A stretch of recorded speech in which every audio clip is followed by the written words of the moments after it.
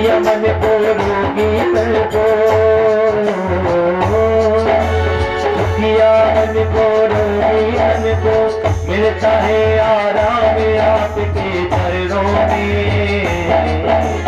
हे गुरुदेव प्रणाम आपके चरणों में, सारे तीरथ धाम आपके चरणों में। हे गुरुदेव प्रणाम आपके चरणों में।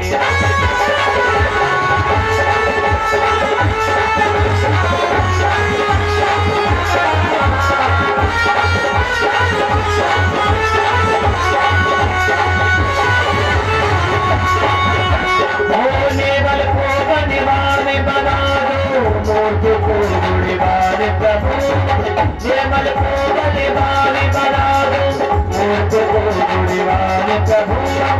एक लली और बंसी होगी, ज्ञान का तो वरदान प्रभु। एक लली और बंसी होगी, ज्ञान का तो वरदान प्रभु। हे महाज्ञानी हे महादानी, हे महादानी हे महाज्ञानी, रहो में सुबह सारे आपके चरणों में।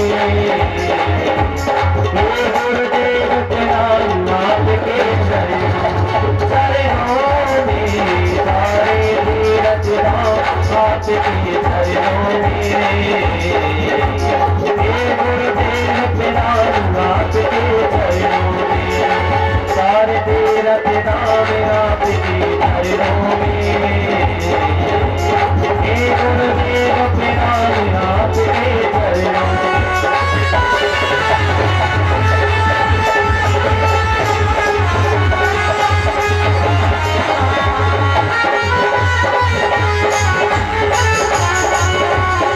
हे गुरुदेव प्रणाम आपके चरणों में, हे गुरुदेव प्रणाम आपके चरणों में। ओम ज्वालामालिन्यै नमः रत्नेश्वर्यै नमः। आरार्तिख्यम् ओम चंद्रमा मनसो जातचक्षुः सूर्यो अजायत, श्रोत्राद्वायुश्च प्राणश्च मुखादग्निरजायत। हे गिरिधर तेरी आरती गाऊं, श्री बाके बिहारी तेरी आरती गाऊं। आरती गाऊं प्यारे तुम्हें को मनाऊं, आरती गाऊं प्यारे तुम्हें भूल जाऊं। श्री नंद जी के लाला तेरी आरती गाऊं, श्री बाके बिहारी तेरी आरती गाऊं।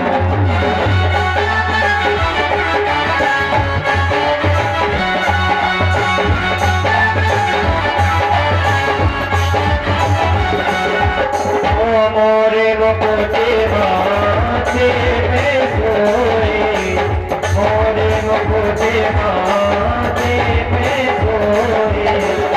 चाली भैसी मेरो मन मोहे, चाली भैसी मेरो मन मोहे। देख छवि बड़ी बलिदानी, बाके बिहारी तेरी आरती गाऊं।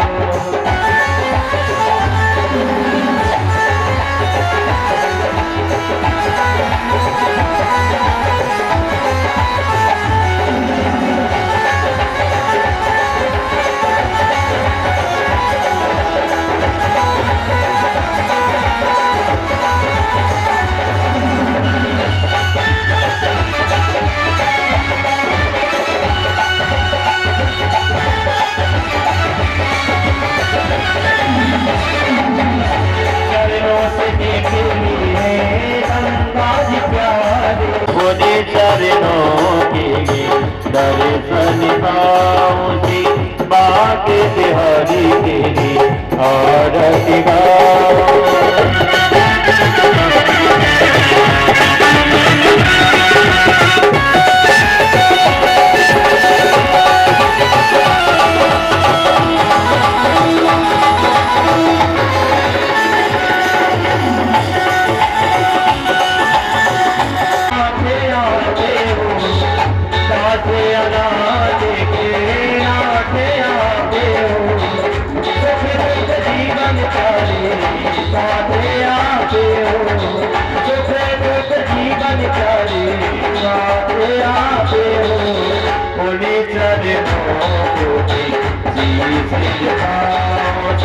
बाकी प्यारी तेरी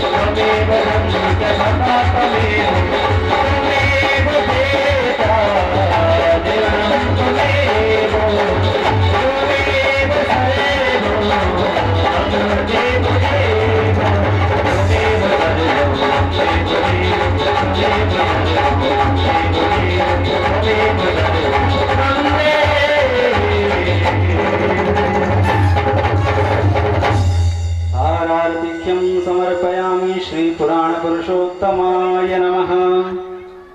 ओम पात्र मध्ये स्थितं तोयं भ्रामितं भागवतोपरि अंगलगनं मनुष्याणां ब्रह्महत्यां व्यपोहति। ओम पुनन्तु मा देवजनाः पुनन्तु मनसा धियः पुनन्तु विश्वा भूतानि जातवेदः पुनीहि माम्। पुष्पाणि गृहीत्वा मन्त्रपुष्पाञ्जलिं कुर्यात्। ओम जज्ञेन जज्ञमयजन्त देवास्तानि धर्माणि प्रथमान्यासन्न तेहनाकं महिमानः सचन्त यत्र पूर्वे साध्याः सन्ति देवाः। हरि ओम एकदन्ताय विद्महे वक्रतुण्डाय धीमहि तन्नो दन्तिः प्रचोदयात्। नानासुगन्धिपुष्पाणि यथा कालोद्भवानि च पुष्पांजलिर्मया दत्तो गृहाण परमेश्वर। श्री पुराण पुरुषोत्तमाय नमः। नंदनंदनाय नमः। मंत्र पुष्पांजलिं समर्पयामि।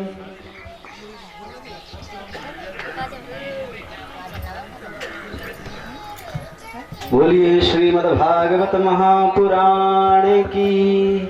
श्री सद्गुरुदेव भगवान की जय हो। जय जय। अब हमें तो पता नहीं कौन सी दवाई है, वो तो डॉक्टर ही जानता है। फिर भी हम जो है विश्वास करके उस औषधि का सेवन करते हैं और उससे हमारा कल्याण ही होता है, रोग नष्ट हो जाता है। तो वो सद्गुरुजनों को, महापुरुषों को पता है किस व्यक्ति को जो है कौन सी औषधि देनी है। वो आप निर्णय नहीं कर सकते। तो हमारा कर्तव्य है कि 2-3 घंटे की बात है, बड़ी सावधानी से और एकाग्र मन से हम उसको सुनेंगे। कलयुग से जो भी हमारा अंतःकरण कलुषित है तो उस कलुषित का जो है विनाश ही होगा और भगवान के प्रति हमारी निष्ठा जगेगी। तो आइए हम सब मिलकर के पूज्य सद्गुरुदेव से निवेदन करें कि आज भगवान की पंचम दिवसीय कथा को सुना करके हम सबका जीवन कृतार्थ करें। श्री राधे।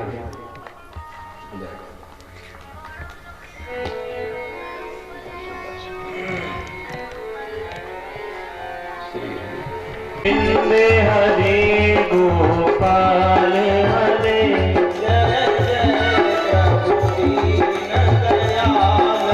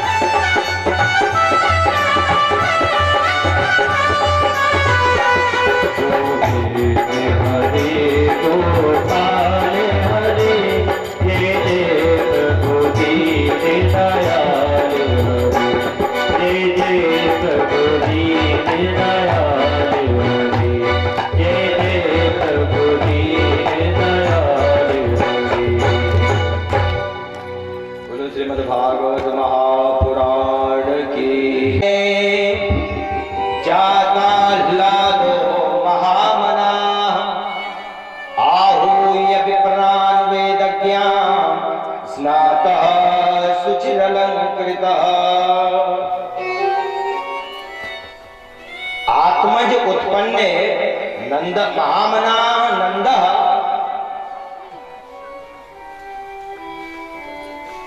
विप्राण आहूय वेदज्ञान विप्राण आहूय शुचि अलंकृत स्नातः स्वस्ति वाचनम वाचयित्वा जात कर्मात्मजस्य वै कारयामास। नंद जी के जब आत्मज उत्पन्न हुए भगवान श्री कृष्ण तो बड़ा आनंद है। कई वर्ष बाद पुत्र उत्पन्न हुआ, बहुत सी साधना करने के बाद।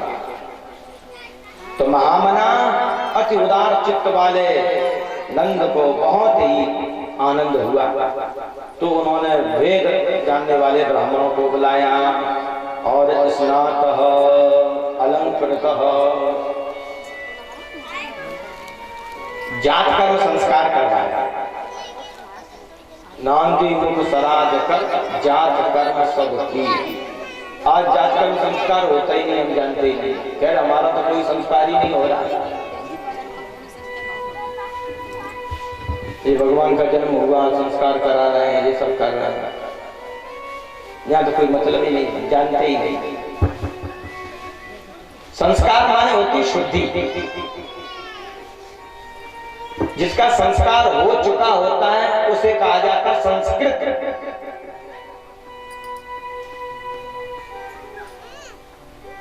देखिए धर्मशास्त्र होता है, संस्कार के मुख्य 3 लक्ष्य होते हैं। क्यों होते हैं संस्कार? जिसका कारण 3 होते हैं।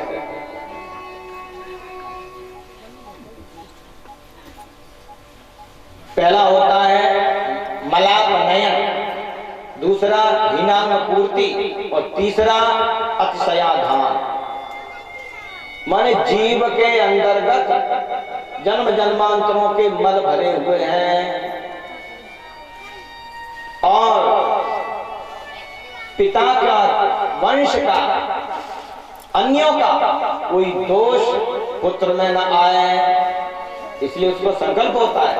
जात कर्म आदि कई संस्कारों में ये संकल्प जुड़ता है कि वैजिक गार्भिक अइनो निवर्हन द्वारा जब संस्कार होता है तो उसका ये लक्ष्य होता है।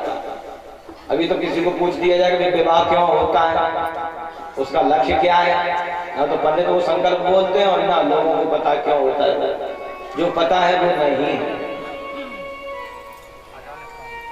तो माने वैजिक बीज में भी कमी होती है, पिता के में एक छोटी सी कमी आपको बदलाने लगेगा। ये भी है किसी भी पर स्त्री को देख करके मन में गलत भाव आया तो उसका बीज दूषित हो गया,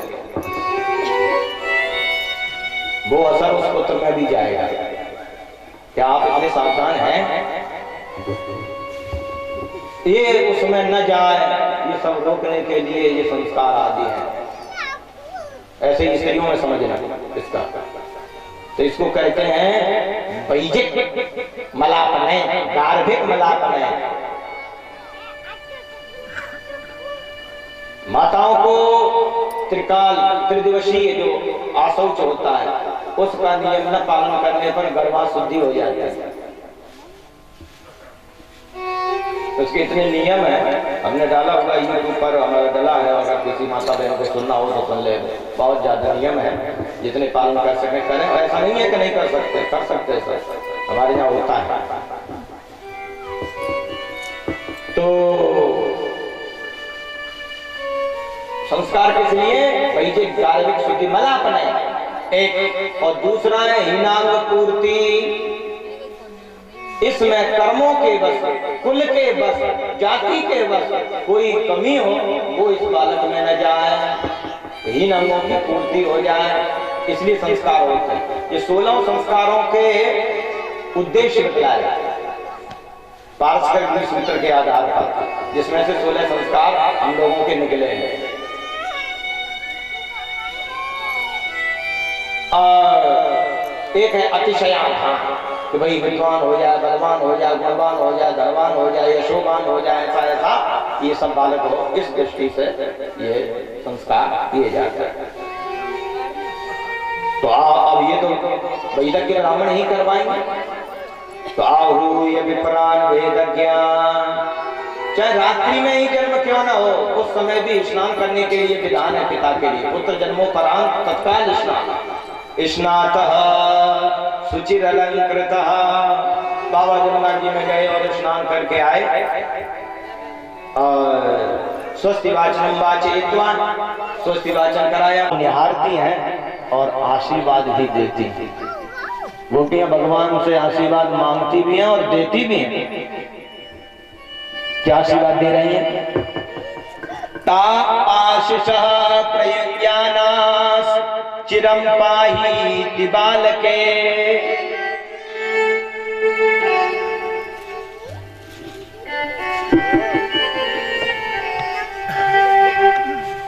हे बालके, बालके,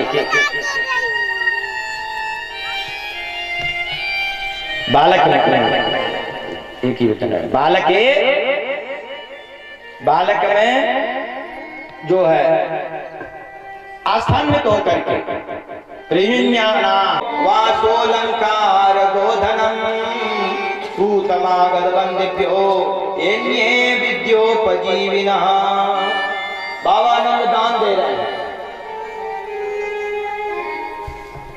हमारे ब्रज में एक कहावत है कि एक मैया आ रही थी वहां से और सब जो जैसे तैसे ही उठ धावे, बाल वृद्ध को संग न लावे। अब जैसे बहू है और जो बेटियां गोपियां थी वो तो जल्दी जल्दी तैयार होकर के चली गई, बाल वृद्ध को संग न लावे। अब वृद्ध वृद्ध रह गए, वृद्ध वृद्ध रह गए। तो एक मैया रह गई कि भाई नंद रानी के लाला भयो है, बहुत दिन बाद भयो है, यूं कहेगी कि अम्मा तू ना आई, या हमारे चलो चले वहीं बैठेंगे सुनेंगे गीत। और अम्मा अब तैयार है रही है, बहुत दिन तक अम्मा ने श्रृंगार कर वो छोड़ दियो।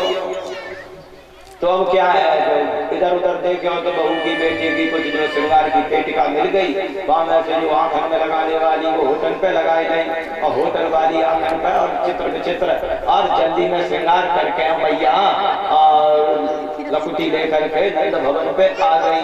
और वह दरवाजे पे आ गई, जा दरवाजे पे गोपा परस्परम हृष्टा, है ना, नवनीत से चिक्षिपु, वो नवनीत के लौंडा एक दूसरे मार मार के खेल रहे। और मैया अरे लालाओ नंद के कहा भयो, बूढ़े वाले आदमी को पता चल जाए तब भी दो चार बार वो पूछते हैं क्या है रे। तब तक एक आयो माखन को लौंदा, मैया के मुंह में दांत तो थे नहीं और सीधो अंदर चला गया। मैया कह रही कहा भयो, अरे मैया लाला भयो है, तेरा मोड़ा मीठा हो गया, कोई पता ना चलो। अब मैया जो है अंदर पहुंची हैं और इधर बाबा नंद जो है दान दे रहे हैं। और दान की स्थिति देखिए, नंदो महामना, बड़े उदार चित्त हैं। देव्या वासो अलंकार गोधनम, वास माने वस्त्र, अलंकार माने आभूषण और गाय और हाथी घोड़ा रथ इत्यादि। स्वयं लक्ष्मीपति घर में बैठे हैं, किसकी कमी हो गई? जो देना चाहो, जितना देना चाहो देते जाओ। तो अब दे रहे हैं और वहां मांगने वाले हमारे जैसे लोग भी सब गए भरे हैं, चलो कुछ ले आए। बाबा के यहाँ कुछ भयो, लाला भयो, बाबा सब कुछ दे दे। तो ले आए कि सब क्या आए, चमकनो का ले आए, दूसरा मिलो सखा चोरे का ले आयो, और देख ले चमकनो पटका लेके आया हूँ। अच्छा तो तू तो ठग गया, क्यों? मैं मोतिन की माला लेके आया हूँ, देख ले जी कहाँ मिल रही? अरे जी तो 3 नंबर के दरबार में, तू कहाँ गया? तो हम तो एक पे ही लौटे आए। वो वहीं फटका, क्योंकि जा लेके जाएंगे तो कहेंगे मैं तो मिल गया, फिर आ गए। वो सामान वहीं पटक करके मोतिन की माला ले आया, कोई कुछ ले आया, किसी ने कहा तू कहाँ ले आया? तो हम ले आए साड़ी। ये देख सोने को कटोरा बन रहे हैं वहाँ, वो भाई वहीं छोड़ करके कटोरा ले आया, कोई अलंकार। अब लाते हैं तब तक पता चले हो ये तो मणियों की माला मिल रही है। वो सोने को कटोरा पटकाओ, मणियों की माला की लाइन में लग करके कोई ले आया हो। अब ला करके सब संभारे इधर उधर पटकते जा रहे हैं। जय पावा राखा नहीं तावा, अरे निवासात्म गुणई रमा क्रीडम भूनृपा, ऐसा लग रहा है माना कि ब्रज की बीचियों में स्वयं लक्ष्मी जी ने आकर के डेरा डाल दिया हो। अब देख नहीं रहे हैं, जो आया दे दिया, किसी को रथ दे दिया, किसी को हाथी दे दिया, किसी को घोड़ा दे दिया, किसी को गाय दे दी, किसी को वस्त्र दे दिए, अलंकार दे दिए, जो हाथ में लग रहा है। और ऐसी व्यवस्था है, कई दरवाजे हैं नंद भवन के, और जिधर से लाइन लगी है मांगने वालों की, जो मांगे वो देते जा रहे। भगवान शंकर ने कहा कि चलो दर्शन करिए। पार्वती जी ने कहा कि अब हम चोरी नहीं करने देंगे। पहले तो राम जी के दर्शन करने के लिए आप चोरी से चले गए थे, और एक बाद में बताया पार्वती जी को कि और एक कहो निज चोरी, सुन गिरिजा निर्मल मति तोरी, काग वसुंध संग हम दो, अब मनुज रूप जाने नहीं को, और बीच में फिरे मन मन फूले। और वहां जाकर अयोध्या में आनंद लिए रहे थे, हम आपको नहीं ले गए थे, कागभूषण जी को ले गए थे, दोनों लोग मनुष्य रूप में गए थे। आज मैया पार्वती ने पकड़ लिया कि बाबा हम भी चलेंगे, तो चलो। और गणेश जी उठ गए, बाबा मुकुंदे चलो मेला। उन्हें कहा बताओ क्या है, गणेश जी को भी चलो, नंदीश्वर पर बिठा लिए। गणेश जी पार्वती जी भगवान शंकर आ गए गोकुल में। अब क्या है कि यहाँ तो कोई किसी को देख ही नहीं रहा है। बाबा ने अपने नंदी के रस्सी के अंटा अपने हाथ में दे लिए और कस के पकड़ लिया है, और मैया ने गणेश जी के हाथ पकड़ लिया कस के कि भीड़ है या हो जाएगा। क्यों क्यों? और दूसरा कारण कि कोई देख ही नहीं रहा है, दान करते जा रहे हैं। किसी ने जाकू हमारे नंदी को गाय समझ करके काऊ ब्राह्मण को दान कर दी, तो नृग जैसो है जाएगा, वो कहेगा हमारो, हम कहेंगे हमारो, क्योंकि कौन देख रहे हो जो सांड है कि भैया, सब दान हो रहा है।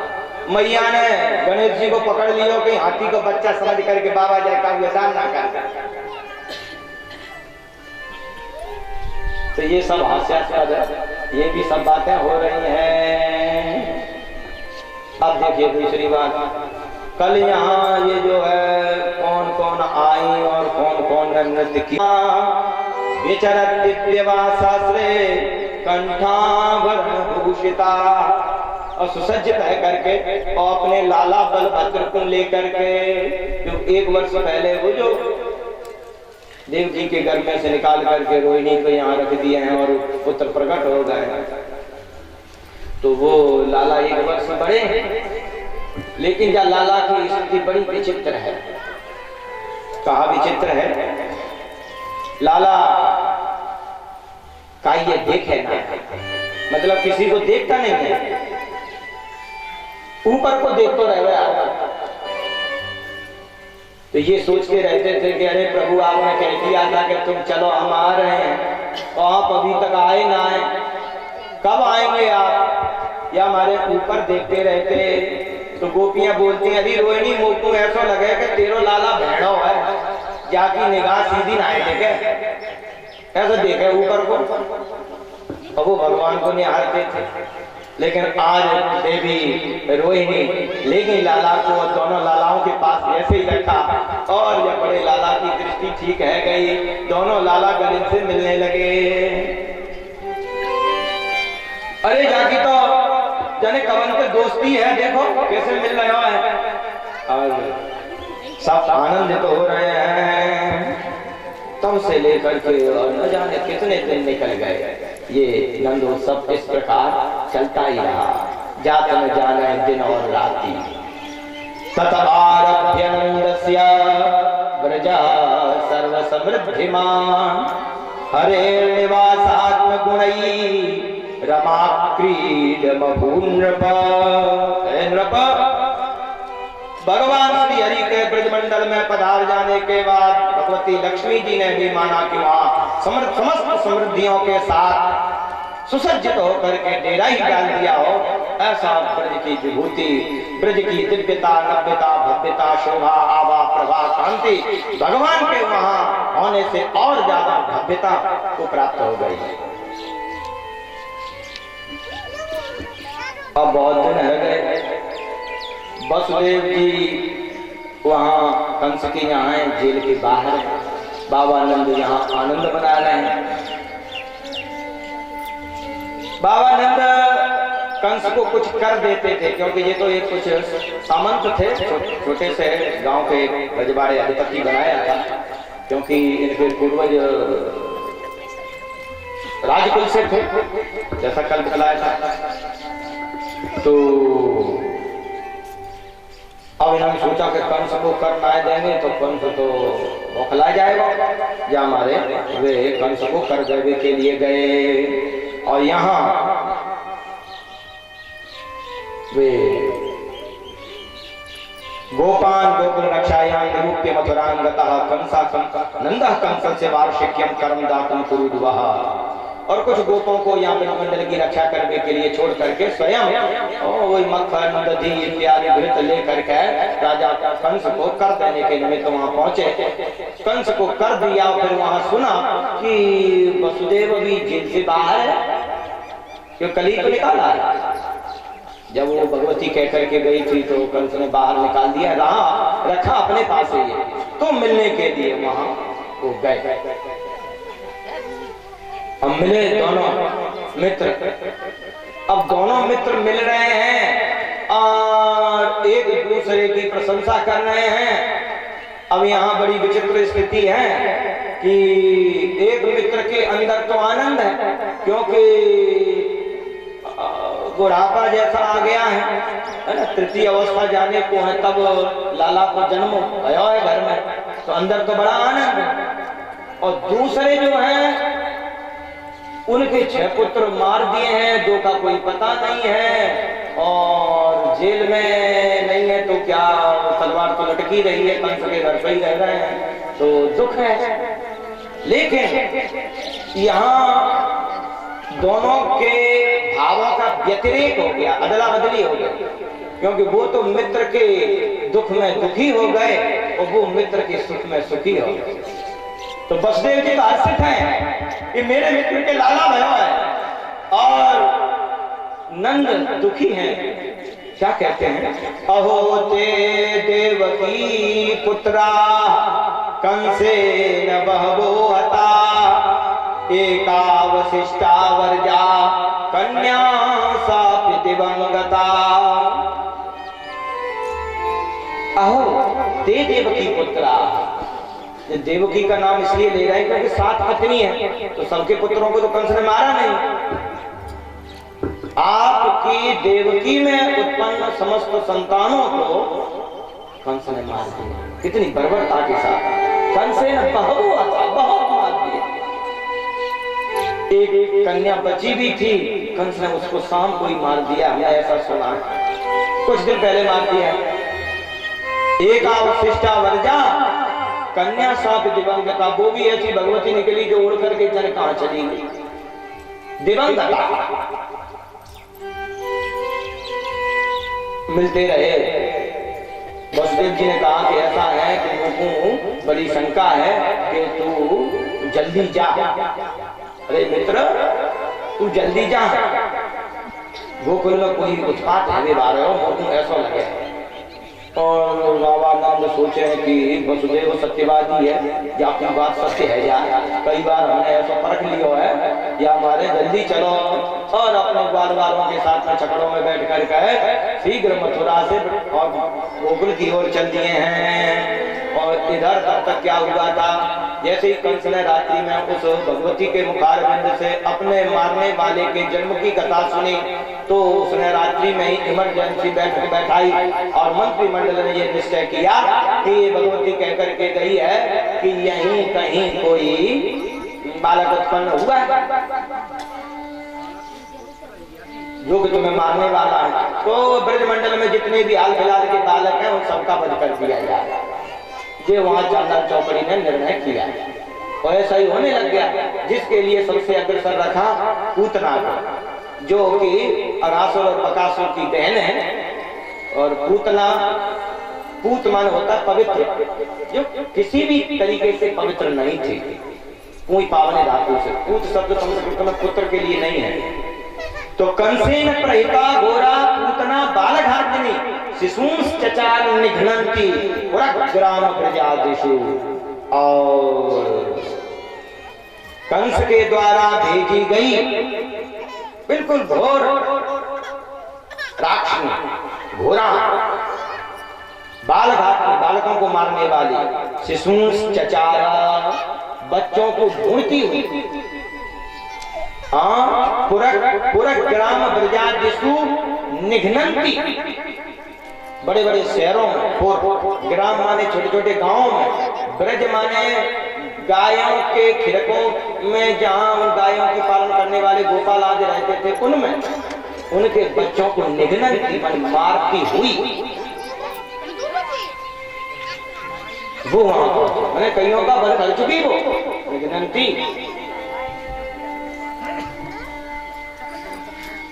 सत्य तो विकराल रूप में आ गई और बहुत जोर से चिल्लाई घबराई।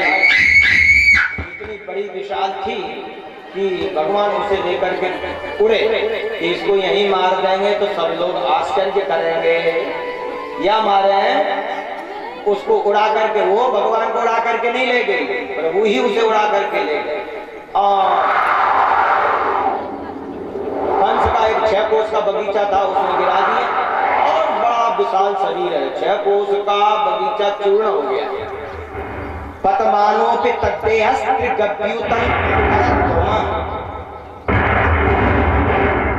गभ्युति क्रोशद्वयम्।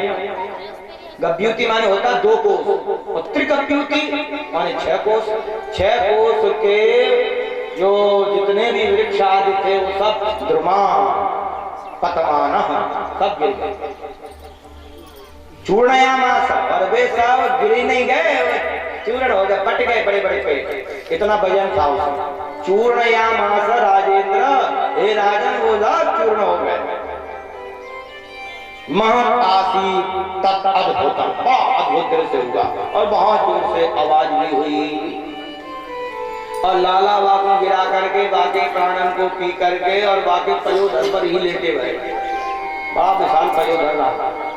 और तब वो भगवान वहां से गए भग करके और उसके ऊपर चढ़ करके लाला को उठा करके लाए।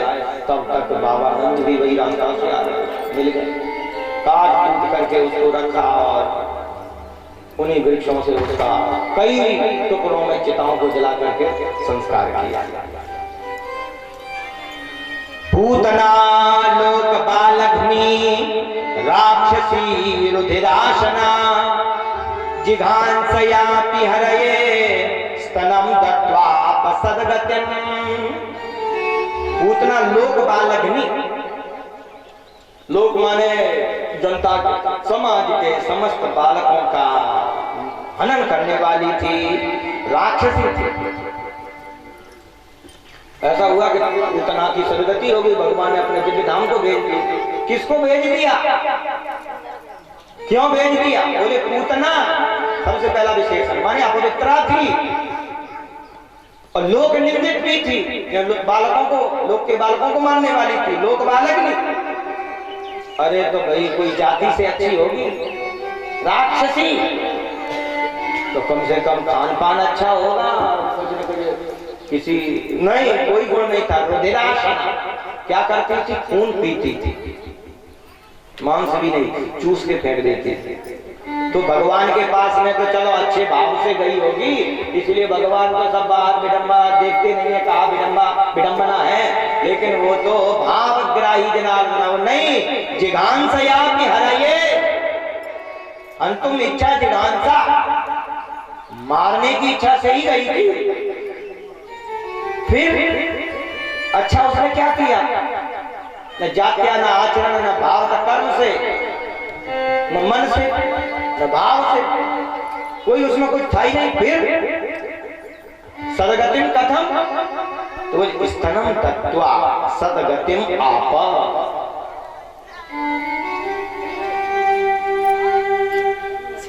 केवल माता का कार्य किया कि वो जहर से लिपटा हुआ स्तन उनके मुख में दे दिया, बस। कंबा दयालु शरणम भज।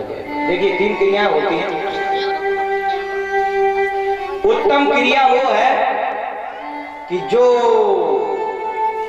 मन से भी की जाए और तदनुरूप वाक्य भी बोले जाए, मंत्र आदि, और शरीर से भी वो क्रिया माने मन से, वचन से, कर्म से, तीनों से। हम ठाकुर जी को नहला रहे हैं तो वो क्रिया भी कर रहे हैं नहलाने की, और मन से वो नहलाने वाले वचन या नाम जप अपनी शक्ति के अनुसार कुछ कर रहे हैं, और मन में भी यही भाव है, तो वो क्रिया उत्तम। और मध्यम है कि चलो आपने शरीर को हटा दें, भले मन से कर रहे हैं और वचन बोल के कर रहे हैं, मन की बड़ी महिमा है। और वो भी नहीं है तो चलो कम से कम केवल मन से ही करना है, मानस पूजन भगवान का, जिसमें कुछ लड़ना नहीं है, मन से ही बतलाया ना कल, मन से ही चढ़ाना है, सोने की माला मन से ही चढ़ानी है, जो खीर बना करके लड्डू, तो कुछ लगना नहीं। अथवा निकृष्ट पद्धति से देखें तो जैसा लोग करते हैं कि मन वचन कर्म से करे तो उत्तम है ही, लेकिन मन नहीं लग रहा है, वचन बोले जा रहे हैं, मंत्र बोले जा रहे हैं, हाथों से क्रियाएं चल रही हैं, माला फेर रहे हैं और मन से भी जप कर रहे हैं, लेकिन मन नहीं है। तो दो कार्य कर रहे हैं, मन नहीं है लेकिन शरीर और वाणी। कहीं ऐसा है कि वाणी से भी जाने क्या कर रहे हो, ठाकुर जी को नभाते जा रहे हैं, वे कपड़े पहनाते जा रहे हैं, सब काम कर रहे हैं।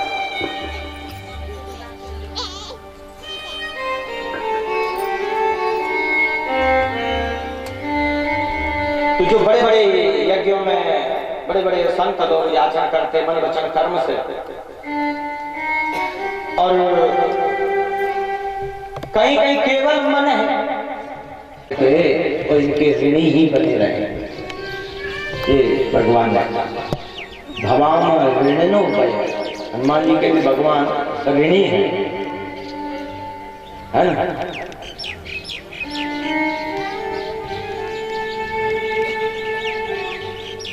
भगवान ऋणनो भय, हम सब आपके ऋणी हैं।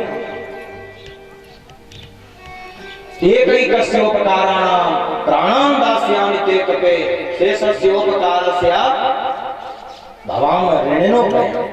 बोले कि हे हनुमान, तुम्हारे इतने इतने हमारे ऊपर उपकार हैं, हमारे ऊपर ही नहीं हमारे पूरे रघुवंश पर।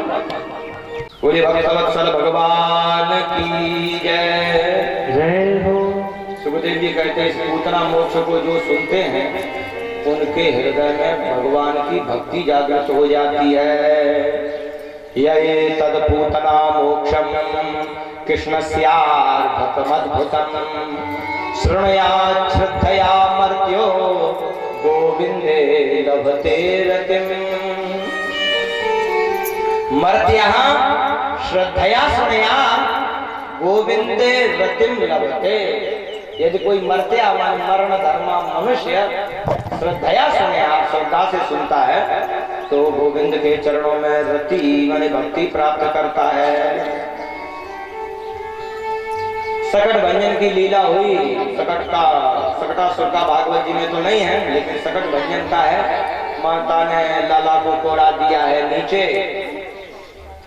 सकट के नीचे। इसका भाव यही है कि हम लोगों के यहाँ कोई प्रोग्राम होता है तो हम अपने घर के ठाकुर जी को भूल जाते हैं, और भंडारा हो रहा है, ये हो रहा है, ये व्यवस्था हो रही है, वो सब हो रही है, लेकिन जिनके लिए हो रहा है उन पे ध्यान नहीं जाता है। तो लाला को तुरंत प्रतिकार करते जाओ, उन्होंने झगड़ा उलट दिया, ये सबका ध्यान खींच लिया, क्योंकि वो तो कृष्ण है। आत्मसति जीवानाम चित्तम, अगर तुम बाहर भी चले जाओगे तो हम अपनी ओर खींच लेंगे। सबको अपनी ओर आकर्षण किया। एक दिन मैया दुग्ध पान करा रही है, उनका जो है पेट ही नहीं भर रहा है, तो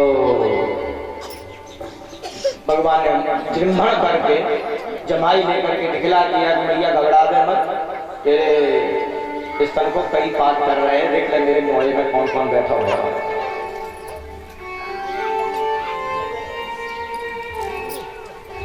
अब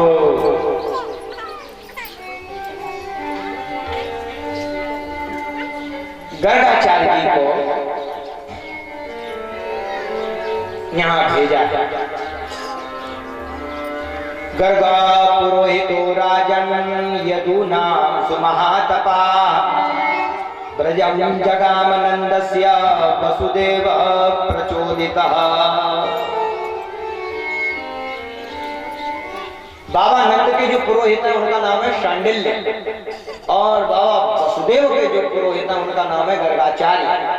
गर्ग तो गर्गाचार्य जी को संस्कार करने के लिए कि आपत्ति में पुरोहित को ही संस्कार करने का अधिकार है, तो उनको ही कहा कि आप ही जा करके हमारे जो बलभद्र का संस्कार करके आओ। कौन सा? नामकरण संस्कार, माने रोहिणी देवी के पुत्र का।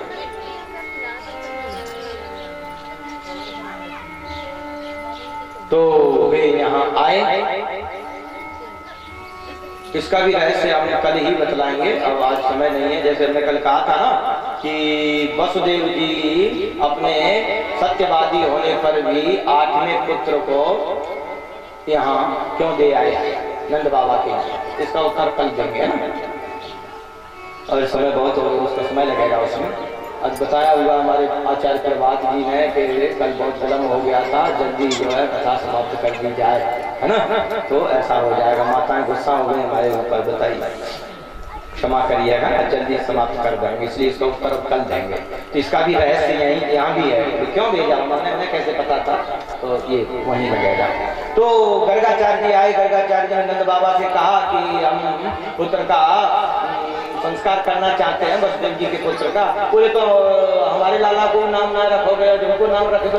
तो दोनों पुत्रों के नाम रखने के लिए गौशाला में बड़ी हम जल्दी में और संक्षिप्त रूप से ये नाम रखने की प्रक्रिया रखी गई, क्योंकि कंस को भी पता नहीं लगना चाहिए कि ये वसुदेव जी का एक पुत्र कोई यहाँ है, इस दृष्टि से भी। और गौशाला में जाकर के भगवान गणपति का और देवताओं का, पितृजनों का ध्यान करके, पूजन करके, और दोनों बालकों का गृह सूत्रोक्त विधि से उन पुत्रों का नामकरण संस्कार किया गया। तो सबसे पहले उनका ही नाम हुआ अयम ही रोहिणी पुत्रः रमयन् सुहृदो गुणैः आख्यास्यते राम इति बलाधिक्यात् बलं विदुः। बोले ये जो रोहिणी का पुत्र है, ये समस्त लोगों को रंजन करेगा, रमण करेगा, प्रसन्न करेगा, इसलिए इसका नाम राम है। और बलाधिक्यात् बलम विदु, इसमें बहुत बल होगा, इसलिए इसका नाम एक बल भी होगा, बल। और यदूनाम पृथक भावत्वात् संकर्षणमुच्यते, और यदु वंश में भी इसका कभी जन्म हुआ है और वहां से यहाँ आया है, संक्षिप्त में बतलाया, इसलिए इसका नाम संकर्षण भी होगा। और इसका जो बल होगा वो संसार का भद्र करेगा, माने कल्याण करेगा। किसी किसी का बल होता है तो वो बलम मदाय, बल मद के लिए होता है उनका। कलश साधो विपरीत मेतक ज्ञानाय दानाय च रक्षणाय अलग विद्या विवादाय, विद्या विवादाय, अलग अलग भेद है।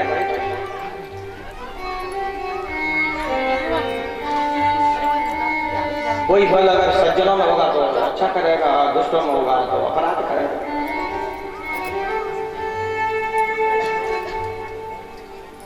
तो इनका बल संसार का भद्र करेगा, इसलिए इसका नाम बलभद्र भी होगा। इस प्रकार उनके नाम रखे। और छोटे लाला के बोले इनके तो नाम अनेक हैं। शुक्लो रक्तस् तथा पीता इदानीं कृष्णतांगता प्रागेयं वसुदेवस्य क्वचित् जातस्तवात्मजः। अरे नंद जी, आपका ये बालक कभी शुक्ल सफेद बन के आता है, कभी रक्त लाल बन के आता है, कभी पीला बन के आता है, इस बार काला बन करके आया है, इसलिए हमें उसका नाम काला ही रख देते हैं। कृष्णा कृष्णतांगता इदानीं कृष्णतांग, इस बार ये कृष्ण बन के आया है तो इसका नाम हम कृष्ण ही रख देते हैं। और हमको ऐसा लगे कुंडली देख करके कि प्राक अयम वसुदेवस्य क्वचित् जाता तवात्मजा, है ना, अयम यह जो आपका बालक है ये कभी प्राग पहले वसुदेव जी के यहाँ पैदा हुआ है, इसलिए इसका नाम एक वासुदेव भी रख दिया। और वैसे तो क्या कहें, बहूनि संति नामानि रूपाणि च सुतस्यते गुण कर्म रूपाणि तान्यहं वेद नो जना। बोले इनके नाम अनेक हैं, बहूनि संति नामानि, बहुत नाम है, रूपाणि च बहूनि संति, इनके रूप भी बहुत हैं। कस्य ते सुतस्य, आपके पुत्र के, और गुण कर्म अनुरूपाणि, इनके कई गुण होंगे और गुणों के आधार पर नाम होंगे, कई कर्म होंगे, उन कर्मों के आधार पर नाम होंगे, लेकिन तान अहम वेदा, मैं उन सबको जानता हूं। तानी अहम वेदा, उन सबको मैं जानता हूं। नो जना, जना नो, नो ही अव्यय है, एक नो इंग्लिश में होता है ना, नहीं, संस्कृत में भी हमारा ही चुरा के ले गए, नो माने नहीं, हमारा भी है। जना नो जानती, अर्थात संसार इस बात को नहीं जानता, हम जानते हैं कि इसका वास्तविक रहस्य क्या है। आप तो बाबा इतने बोले तो बताओ बाबा, कुछ तो बताओ। बाबा ने तो पीछे पड़ गए कि भाई आपने इतने उधर रहस्य की बात कह दी, ऐसा कहा है। बोले तस्मान नंदात्मजो यन्ते नारायण समो गुणैः। एक बात समझ लो कि आपका ये बालक है नारायण के समान गुण वाला है, नारायण ही है, इतना छुपा लिया, नारायण समो गुणैः, ये कह दिया। तो बड़े प्रसन्न हुए, बड़े मेरा लाला है, और वो अपने प्रेम उद्रेक के कारण उनमें भगवत बुद्धि नहीं कर पाए। इस प्रकार उनका नामकरण संस्कार करके गर्गाचार्य जी चले गए, और राम और कृष्ण इन दोनों के नाम हुए। कुछ ही दिनों में वे दोनों भाई हस्ताभ्याम जानोभ्याम सह पाणिभ्याम रिंगमाणौ विजर्हतु। जानोभ्याम, जानू माने घुटने, घुटनों, घुटनों के साथ, और पाणिभ्याम माने हाथों के साथ। तो जानोभ्याम और पाणिभ्याम में जो वचन है तो सही लगता है कि दो घुटने हैं, दो हाथ हैं, लेकिन रिंगमाणौ विजर्हतु, इनमें जो द्विवचन है, माने कहने का तात्पर्य ये है कि जब बलभद्र 1 वर्ष बड़े हैं, अब यहाँ व्यास जी कह रहे हैं कि दोनों भैया हाथंत हैं और घुटुवंत हैं, चलन लगे। तो वे तो 1 साल बड़े थे, वो तो पहले ही चलने लगे होंगे। नहीं नहीं नहीं, वो जैसे जैसे जो लीला लाला करे वही वही बलभद्र को करें, दोनों दोनों साथ चल रहे, दोनों, वो भी ऐसे जान पान विचरण मोई भाई, तो ये भी जान पान विचरण करते हैं। जानोभ्याम सह पाणिभ्याम रिंगमाणौ, दोनों ही विचर।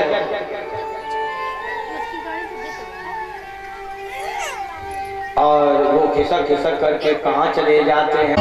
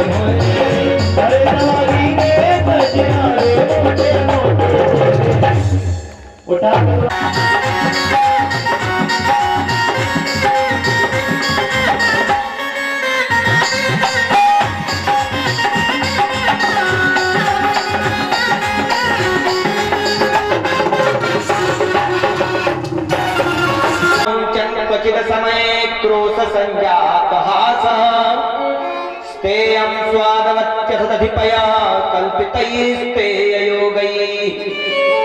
मर्कान् भोक्ष्यन् विभजति सचिन्नात्य भाण्डं भिनक्ति द्रव्यालाभे सग्रह कुपितो यात्युपक्रोश्यतोकान्। सवेरे सवेरे जब नंदरानी अभी खड़ी भी नहीं हो पाई थी, तब तक झुंड बना करके गोपियां आनंद महल के दरवाजे पे पहुंच गईं और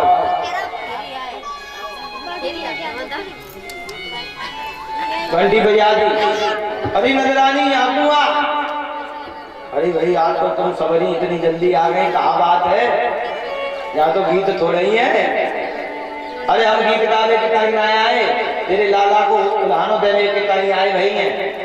कहाँ बिगाड़ दियो मेरे लाला ने? तो भी अब एक एक करके दे रहे हैं। देखिए कि वत्सान मुंचन, कि हमारे बछड़े खोल देता है असमय, माने हम दूध दोहने के लिए जाएं उससे पहले ही बछड़े खोल करके चला आता है, तो सब बछड़े दूध पी जाते हैं। वत्सान मुंचन क्वचित असमय, समय पे खोल दे तो कोई बात नहीं, असमय बोले तो आप इनको डांट दो, फटकार दो, बच्चा है समझ जाएगा। तो क्रोध संजात हास, बोले हमें यदि क्रोध करती हैं तो ये हंस जाते हैं, तो हंस जाते हैं, तो फिर आप भूल जाते हैं कि हम क्यों कह रहे हैं, क्यों डांट रहे हैं। अथवा ये हमारी हंसी उड़ा रहे हैं, हम यहाँ पे क्रोध करें, हम यहाँ पे क्रोध करें तो ये हमारी हंसी उड़ा करके ऐसे हमको ठेला दिखा करके भागता है। अच्छा, अब दूसरी गोपी आई कि बोले भैया ये तो कोई बात ना है, लेकिन ये तो चोर है रे, चोर कहाँ चुरा लियो तेरो? बोले स्तेयम स्वादवत्यथ दधिपयः, बोले दही चुरा लिया, दूध चुरा लिया। मच्छर, अरे भैया ऊपर रख दियो कर, ये छोटा सा बालक है कैसे पहुंचे वो? दूसरी, अरे भैया ऐसा मत कहे, मेरे घर में तो तुमको पता ही है पीपल है, हुआ वाले बाबा के पास में हम रहे। अच्छा, मैंने पीपल से बांध दिया ना, मैं कहां से ले आया जो है डंडा और मार दिया, और फिर सब बारी बारी पी गए, एक के ऊपर एक चढ़ जाए। अच्छा, कल्पित ही स्टेय हो गई, स्टेय माने चोरी, स्टेय हो गई कल्पित माने चोरी करने के आपको इतने ढंग आते हैं, बहुवचन में स्टेय हो गई कल्पित, इतने ढंग आते हैं कुछ कहा नहीं जा सकता, कितने तरीके की चोरी कर लेता। तो एक बात बता कि अगर चल तेरा चोरी भी कर लियो तो मेरा लाला कितना बड़ा, कितना माखन खा गया, मेरे यहाँ पे ले जा। अरे भैया तू तो बड़ी पैसा वाली बन रही है, अकेला खावे तो मैं तो जाकर खुद ही खिला दूं, लेकिन मरकान भोक्ष्यन, बंदरों को बुला बुला करके खिलाता है, मरकान बंदरों को बुला बुला करके खिलाता है, भोक्ष्यन। और मैं दूसरी खड़ी लाए, अरे बेटा तू क्यों खड़ी भाई है? मेरे घर में ना तो गैया है ना भैंसिया है, तेरा का चुरा लिया? बहुत लाइन में खड़ी भाई है कि मारो को चुरा लिया। अरे भैया गैया ना है तो कजे नुकसान ना करे, वो क्या बिगाड़ दियो? बेवजह सचेतना के भांडम बिनकती, यो मेरे घर में गयो कुछ मिलो ना है तो सब मटकिन को फोड़े आयो, सब भांडम बिनकती। अरे तो दूसरी आई, भैया मैंने तो अपने घर में रख दिए, अंदर जो पुराने पुराने घर होते हैं ना, गहरा होता है भीतर का कमरा, और वहां में कोई ना आवाज जाए और ना प्रकाश जाए, वह कमरे में रख दियो है। तुझे मेरे घर में गयो तो चाहे कुछ मिला ध्वांता गारे धृतिमणि गणम, लेकिन चोरी तो पूरी करवाए, जाके हाथन में और गले में ऐसी मणि पहनाए देंगे जहां चला जाए वहां प्रकाश हो जाए। ध्वांतागारे धृतमणि गणम, तुम्हारा प्रकाश हो जाता है।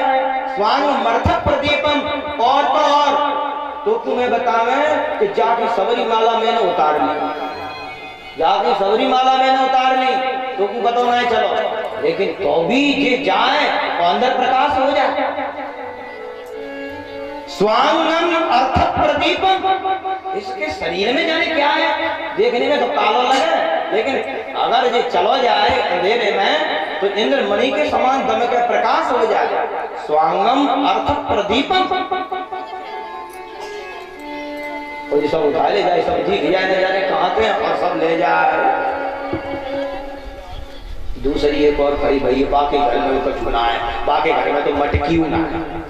अरे ये तू का उदाहरण देवी के ताई आई भई है, तेरा का बिगाड़ दियो।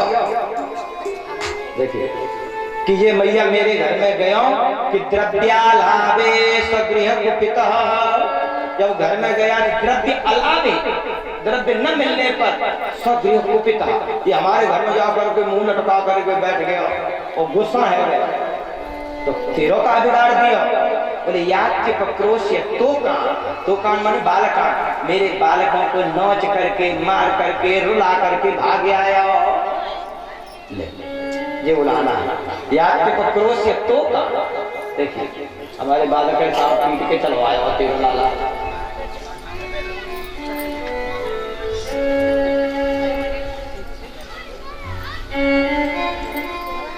छिद्रम यंत्र निहित वयुना सिक्य भांडेषु तद्वत्, हस्ताग्राह्ये रचयति विधिम पीठ को लूखलाद्यैः, और हाथ नहीं पहुंचता है तो पीठ लगा लेता है, निशानी रख लेता है ना, ऊखल पे चढ़ जाता है, ऊखलाद्यैः ये सब बता रहे। काले गोप्यो यदि कृत्येषु सुव्यग्रचित्ता, एक सखी दूसरी बोली, बाकी बात को सुनकर के आपको लगेगा ये क्या कह रहे हैं। मैया मैंने कल ही अपना आंगन लीपो, अच्छा पुताई कर साफ किया, वास्तु एवं धाष्ट्यान मुसति कुर्ते मेहनती वास्तु, और ये जा करके हमारे चौका में मूर्ति आयो, मलमूत्र कर आयो। देखिए एवं भाष्यानि उषति, ये बड़ी दृष्टता करता है, कुर्ते है ना, मेहनादीन वास्तु कुर्ते, मेहन माने लौसन का पैसा, आदि वास्तु कुर्ते माने घर में वास्तु में लिपे पुते में स्वच्छ जगह पर करके चलाया है, इतना उद्दंड है रहा है। देखिए इस प्रकार वे स्त्रियां, वे ब्रजपुर पुरंदरियां, ब्रजबधूतियां लाला को चिढ़ाने के लिए, ताकि ये इस बहाने से हमारे यहाँ आम ऐसा ऐसा कहती हैं। अब देखिए एक आपको एक और उदाहरण देते हैं। एक दिन भगवान श्री कृष्ण गए किसी के लिए, पहले तो बोल कि सामान्यतः संसार का लक्षण है कि परवश जीव सुवस भगवंता, और जीव अनेक एक श्रीकंता। जीव परवश है और ईश सर्वतंत्र स्वतंत्र है, लेकिन आज यहाँ उल्टा है, ये दोनों वृक्षों में से मुक्त हो गए, अब इनकी मुक्ति हो गई, लेकिन लाला अभी बंधे पड़े हैं ऊखल से। तो मुक्त जीव बद्ध ईश्वर की स्तुति कर रहा है। होता क्या है, बद्ध जीव मुक्त ईश्वर की स्तुति हम लोग करते हैं। सर्वतंत्र स्वतंत्र ईश्वर है, परवश जीव और सुवस भगवंत। लेकिन आज उल्टा है कि जीव तो सर्वतंत्र स्वतंत्र हो गए, मुक्त कर दिए, और ये अभी बंधन में पड़े कि प्रभु आपको छोड़ दें क्या? ना तुम जाओ, बस हमने बंधन ही तुम्हारे लिए लिया है। अच्छा, इस तरीके से भी दोनों जब गए, अब वृक्ष के गिरने की आवाज सबको सुनाई दी। दूसरे अध्याय में 10वें अध्याय की करना है। 11वें अध्याय में सुखदेव जी कहते हैं, गोपानंदादय श्रुत्वा द्रुमयोः पततोरवम्। दोनों वृक्षों के गिरने की ध्वनि को अब सबने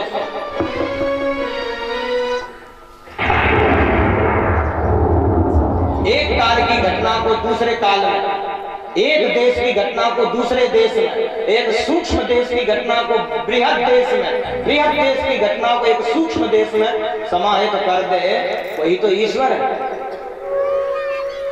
अरे अभी हो रहा है और इसको थोड़ी देर बाद दिखाया जाए, आपको लगे कि ये लाइव हो रहा है, बिल्कुल सही है, सही चल रहा है, ऐसा नहीं। महाभारत का जब युद्ध हो चुका और विजय विभूति पांडवों के हाथ लग गई,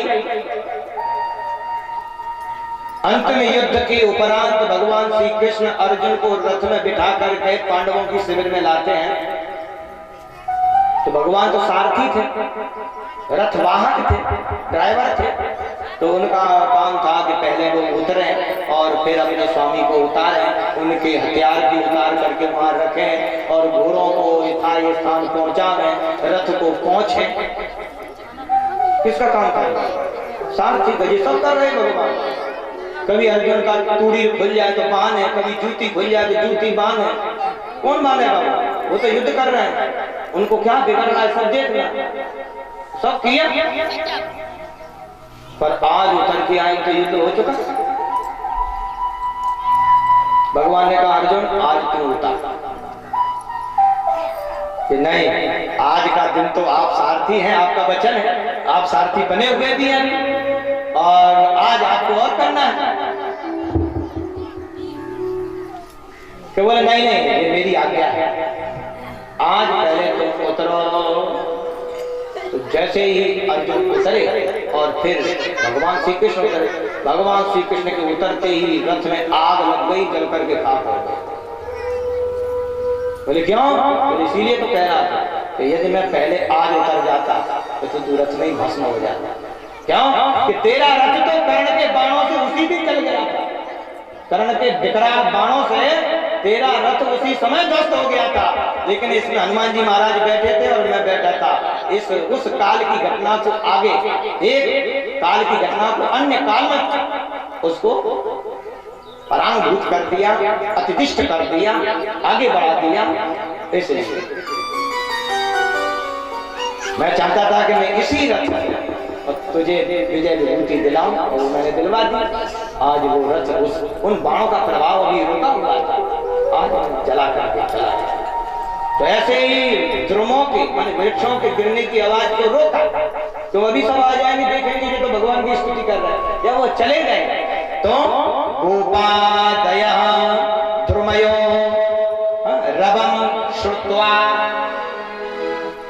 तो नंद गोपाल ने अब आवाज सुनी, अरे भैया बड़े बड़े वृक्ष गिर गए, अभी तो आंधी भी ना आए, कैसे गिर गए? सब लोग दौड़े दौड़े आए। तो यद्यपि उन्हें बालक वहां खेल रहे थे, उन्होंने कहा समझाया कि ये लाला ने खींच दिया था इसलिए गिर गए हैं। और जाओ ऐसे दो बड़े बड़े महापुरुष निकले लाला के चरणों में पर के लोट लोट करके और चले गए स्तुति करके। बालक कह रहे किसी ने बालकों की बात पर विश्वास नहीं किया, बालक वचन करिए नहीं कहा। और नंद रानी को भी ऐसा लगा कि हमने लाला को बांध दिया और बड़ी निष्ठुरता कर दी, कहीं ये वृक्ष ऐसे न गिर के थोड़े ऐसे वैसे हो जाते तो लाला को क्या होता। अब ऐसा नहीं करेंगे तो क्या चाहिए बता। भैया कहे ना क्या चाहिए, काले यही इसी अध्याय में। तब तक एक फल बेचने वाली आ गई, अरे तो अभी फल दिलवाओ, अभी तो फल दिलवाओ, कुछ दे देते हैं तो बालक प्रसन्न हो जाएगा। तो फल बेचने वाली क्या कह रही है? क्रीणी भो फलानी श्रुत्वा सत्वरमच्युतः फलार्थी धान्यमादाय प्रिययौ सर्वफलप्रदः। ओ फलानि क्रीणीहि, अरे फल ले लो, फल ले लो। तो सत्वरम अच्युतः श्रुत्वा, भगवान ने इस स्वर को सुना क्योंकि भक्तिमय था। तो फलार्थी, फल लेने की इच्छा करते। सुखदेव भगवान कहते कौन फल लेने की इच्छा कर रहा है? बोले सर्व फलप्रदः, जो संसार के समस्त कर्म करने वाले जीवों को फल देने वाले हैं वे फलार्थी। तो धान्यम आदाय, अपनी दोनों मुट्ठियों में धान्य भर करके और दौड़े हल्लाने के लिए। और उसमें कहाँ थे कुछ 4-5 दाने बचे थे, उसकी टोकरी में कर दे चतु पंचावशेष कि मैया मुझको फल दे दे। और उसने देखा भगवान के छटा भव्यता लभ्यता दिव्यता स्वरूप आभा प्रभा शोभा कांति को देख करके उस फल विक्रेणी वृद्धा माता के चिरकाल शुष्क पयोधरों में दूध का संचार हो गया और वो हृदय से लगा करके बिठा करके उन्हें दुलार कर रही है प्रेम से।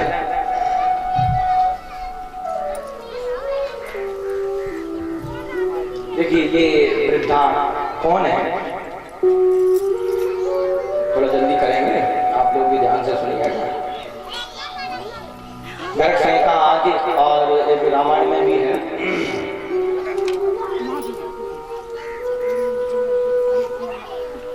इसमें बतलाया गया है कि ये कोई और नहीं, ये निषाद राज गुह की माता है। निषाद राज गुह की माता है, पूर्व जन्म। निषाद राज गुह के जो पिता थे वो राजा नहीं थे, पहले एक सामान्य निषाद थे। तो वो अपने पुत्र इस गुह को ये कहते थे कि देखो हमारे चक्रवर्ती सम्राट के जो पुत्र हैं वो कितने चरित्रवान हैं, कितने शीलवान हैं, कैसे हैं वो, पिताजी की कितनी सेवा करते हैं। प्रातः काल उठे रघुनाथा मात पिता गुरु नावै माता, आयुष मांग करें सब काज, सबसे सब ऐसे करने वाले हैं। बार बार उन्हीं का उदाहरण देते। तो निषाद ने गुह ने मन से रामचंद्र जी को मित्र बना लिया, पर कभी देखा नहीं, कभी देखा नहीं, मन से मित्र बना लिया। और अब वो कहता है कि पिताजी हम अपने मित्र से मिल सकते हैं क्या? अरे वो तो चक्रवर्ती सम्राट के पुत्र हैं, हम लोगों के भला वहां मिलने का क्या अधिकार है, कभी होंगे दर्शन तो बताएंगे। एक दिन सूचना हुई कि चक्रवर्ती सम्राट के चारों राजकुमार अपने गुरु के यहाँ विद्या अध्ययन करके आ रहे हैं, इसलिए उनका भव्य स्वागत किया जाएगा और राजा के साथ में उनकी शोभा यात्रा निकाली जाएगी और उनके ये नियम है, ऐसे ऐसे ऐसे ऐसे होगा। अब जब ये निषाद के पिता ने सुना तो गुह को कहा करे वो आने वाले हैं और चारों भैया होंगे और उनके पिताजी दशरथ जी होंगे और बड़े बड़े ऋषि मुनि होंगे, उनके साथ में शोभा यात्रा निकाली जाएगी अयोध्या की गलियों में, और तू चाह तो दी क्या? बोले अवश्य जाएंगे पिताजी। तो मित्र से जाएंगे तो मिलने के लिए कुछ चाहिए, अब क्या दें मित्र को? पिताजी कहते कि मेरे जैसे ही हैं, मेरी जितनी उम्र है। तो उसने मृग चर्म की जूती बनाई। जठरपटयो श्रृंगवेत्रे च कक्षे वामे पाणौ मिश्रणकमलं तत्फलान्यंगुलीषु।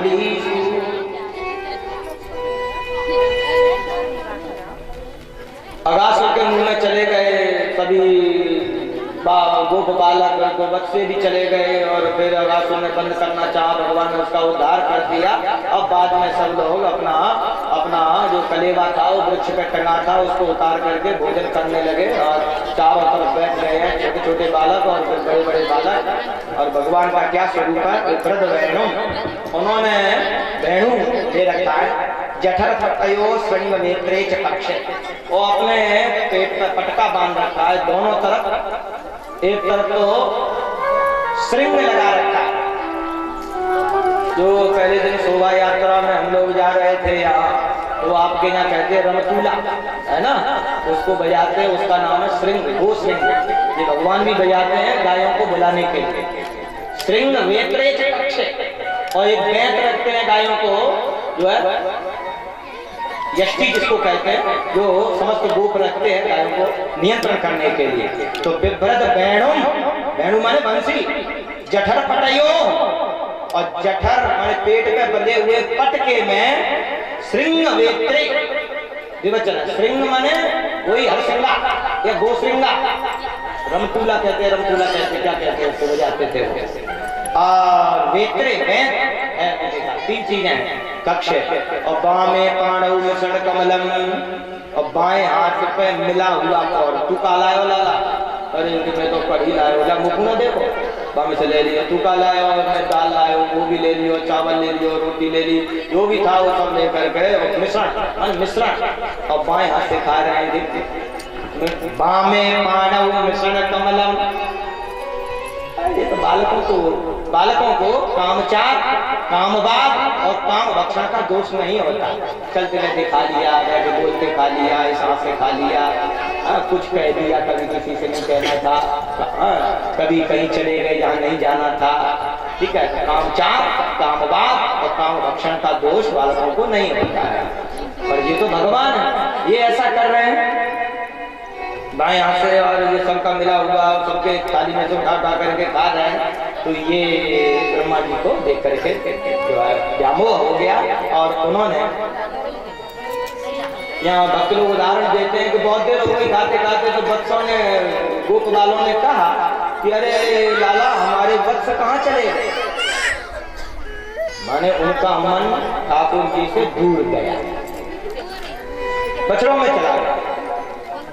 तो उन्होंने चढ़ करके देखा वृक्ष पे, तो किसी को दिखाई नहीं दिए, तो भगवान ही गए, और तब तक ब्रह्मा जी ने बच्चों को हटा लिया, और इधर जब लौट करके आए तो बचे हुए बच्चों को भी चुरा लिया। भगवान की इच्छा से ये सब हुआ। शाम को श्याम सुंदर ही सबके स्वरूपों में सुशोभित होकर के वृंदावन की भूमि में पधारे, और सभी ने भगवान श्री कृष्ण ने समझ करके अपने अपने बालकों का, वत्सों का स्वागत किया। बाद में ब्रह्मा जी ने बड़ी स्तुति की, और बाद में भगवान ने ब्रह्मा जी को क्षमा किया।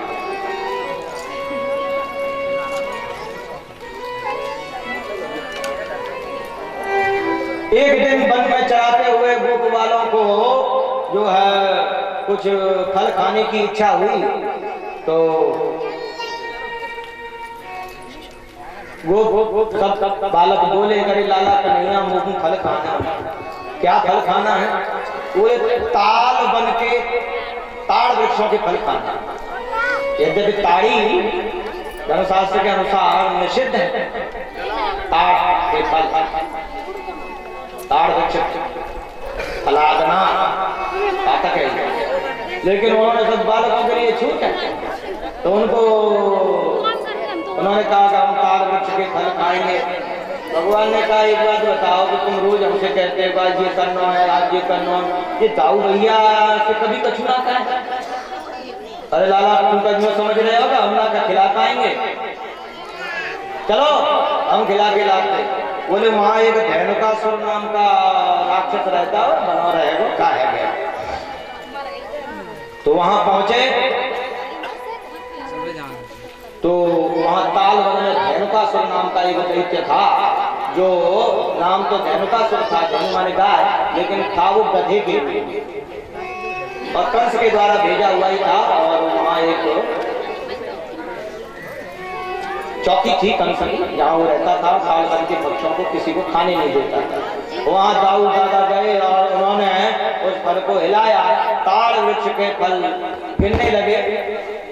जब उनके गिरने की जो आवाज हुई, उसको सुन करके वो दुलत्ती को फेंकता हुआ दाऊ दादा के ऊपर दौड़ा, तो दाऊ ने उनके पीछे के पैर पकड़ करके घुमा करके उसको ताड़ वृक्ष पर दे मारा, और वहां से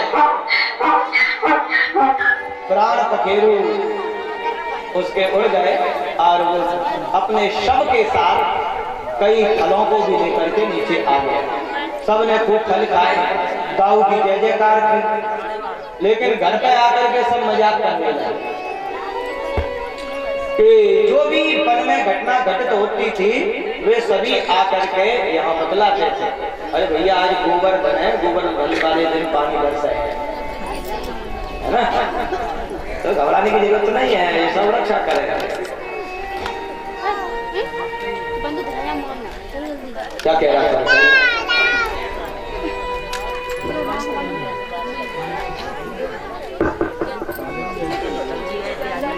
उदाहरण आपकी तरफ से आया, हम तो रुकने वाले हैं, हम तो चलते ही जाते हैं। पर अब आप ही बताएं कहाँ चल रही कथा? 7 दिन हो गए, हम रोज पूछते हैं, 5 दिन तो हो नहीं जा रहे हैं, पर आप कभी बता नहीं पाए।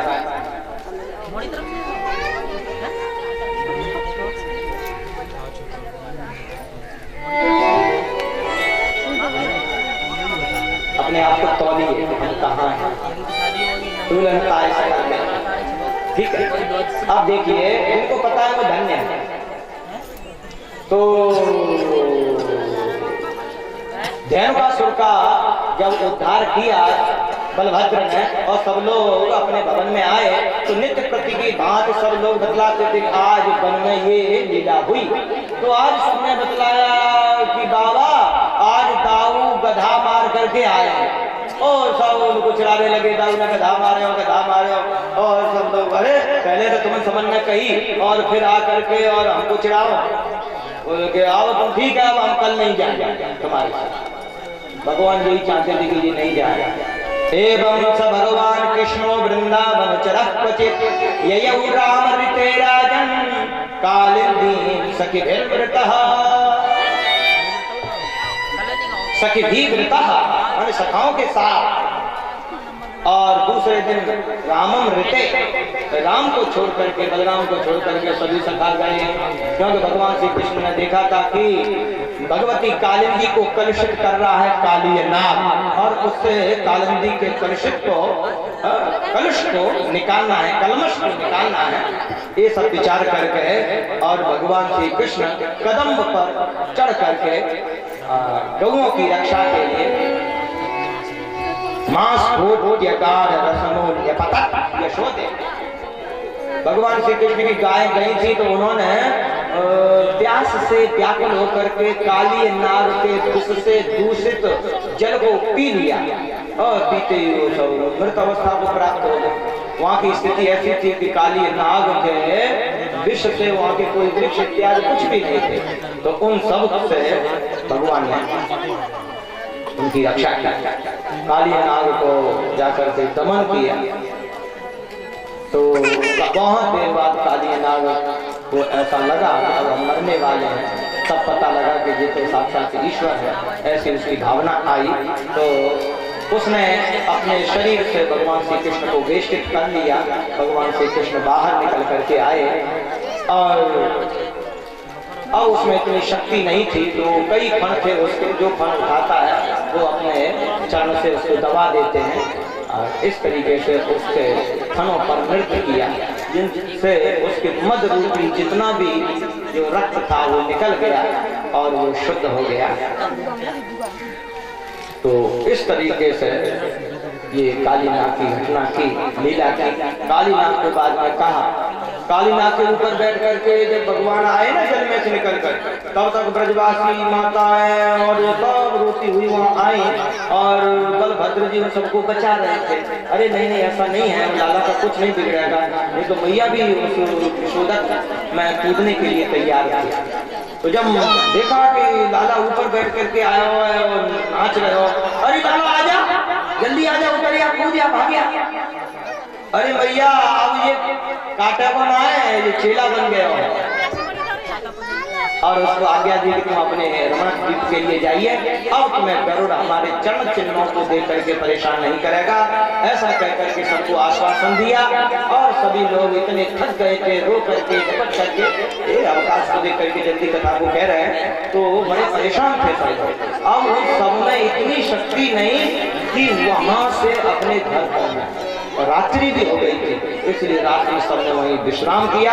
ताम रात्रि तत्र राजेंद्र क्षुद्रभ्याम श्रम कर्षित, उनके प्यास और श्रम से कर्षित होने के कारण, लेकिन उसी रात्रि में उसी पल में वहाँ आग लग गई, चारों तरफ से अग्नि ने घेर दिया, तो भगवान ने उस अग्नि का पान किया और सबकी रक्षा की। बोले वृंदावन बिहारी लाल की जय।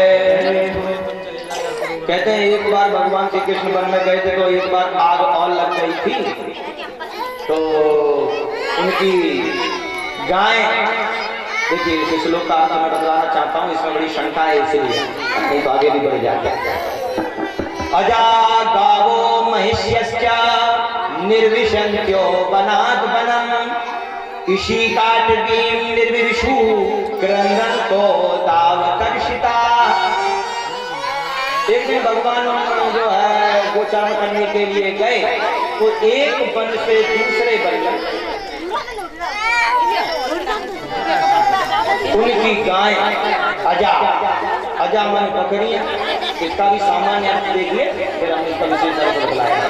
अजा माने बकरियां और गावा माने गाय और महिष्या माने भैंसियां भैंस।